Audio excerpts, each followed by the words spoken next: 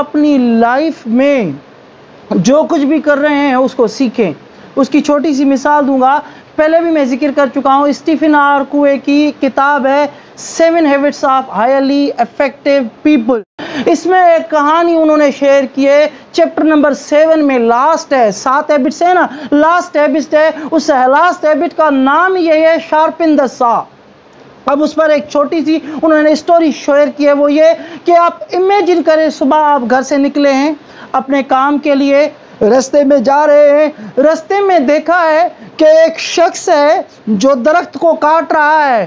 تو آپ دیکھ کر وہاں سے چلے گئے اور آپ اپنا کام کر 3 4 5 گھنٹے کے بعد دوبارہ اسی رستے سے واپس آ رہے ہیں. جب آپ واپس آ رہے ہیں دیکھ رہے ہیں کہ وہی شخص 5 گھنٹے ہو گئے ہیں اسی ہی درخت کو کاٹ رہا ہے, اب تک کاٹ رہا ہے. تو ادھر کھڑے ہو کر آپ اس شخص سے سوال کرتے ہیں کہ انکل آپ کیا کر رہے ہیں؟ تو وہ غصے سے کہتا ہے دیکھ نہیں رہے کہ میں کیا کر رہا ہوں, درخت کو کاٹ رہا ہوں.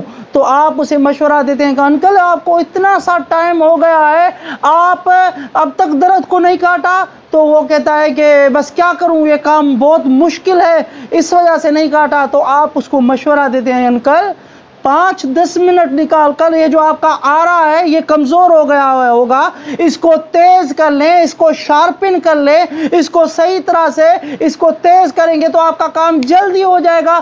تو وہ انکل آپ کو جواب دیتے ہیں کہ جا میرے پاس اتنا ٹائم نہیں ہے کہ میں آرے کو بیٹھ کر تیز کروں.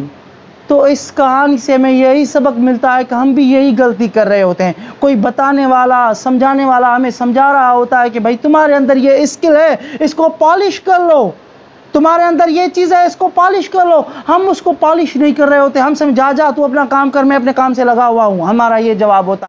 آج اگر آپ جو کچھ بھی سیکھنا چاہیں سیکھ سکتے ہیں, جتنا بھی سیکھنا چاہیں, جو بھی سیکھنا چاہیں سیکھ سکتے ہیں. وہ آپ کے ہاتھ میں ہے, یہ لیٹسٹ موبائل آپ کے پاس ہے, آپ جو بھی چاہیں سیکھ سکتے ہیں. جو بھی آپ کو میں بتاتا چلوں, سیکھنے پر آئیں گے نا راستے کھلتے جائیں گے. آپ کے اندر بس وہی بات بتا رہا ہوں, جستجو ہونے چاہیے, سیکھنے کی طلب ہونی چاہیے. تو آپ جو بھی چاہیں گھر بیٹھے آپ بہت کچھ سیکھ سکتے ہیں. صرف آپ ڈیفائن کریں کہ آپ نے کس اسکلز پہ کام کرنا ہے, کون سی اسکلز ہیں اس کو آپ نے شارپن کرنا ہے.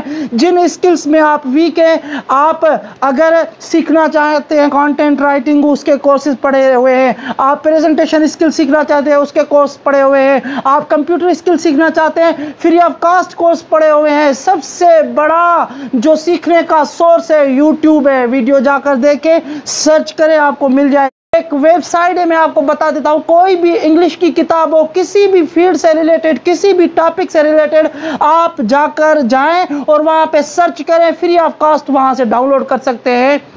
تو میں کیا کرتا ہوں, جو بھی لیٹسٹ کتاب آتی ہے اس کو سرچ کرتا ہوں کس پہ, www.pdfdrive.com.